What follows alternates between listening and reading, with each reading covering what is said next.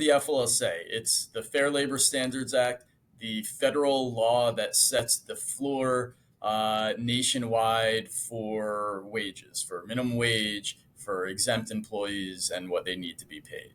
Uh, Most employers are subject to the FLSA. If you doubt you are, check with an authority, but it applies to a whole lot of employers throughout the US.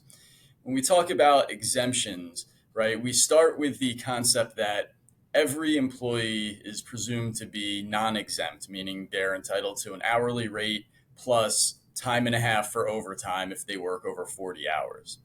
There are exceptions to that rule, and that's what we're talking about today. The exceptions to paying hourly rate and overtime is the exemptions that the FLSA sets. Several of those exemptions that we're speaking about today are the white collar exemptions. Those are the professional, the administrative, and executive exemptions. They're called white collar. They're typically your non-manual office employees, and each of these white collar exemptions has several parts to a test that employee must meet in order to be paid a salary and to not be entitled to overtime.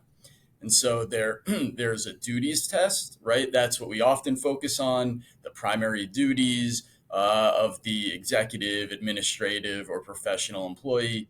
But then there are two other requirements, and those are what we're really hitting on today: the salary basis and the salary threshold. So the salary basis says that someone needs to be paid a salary. Easy enough. And the salary threshold, which we're really getting at here, is the amount that an exempt employee must be paid on a salary basis each week to preserve that exemption.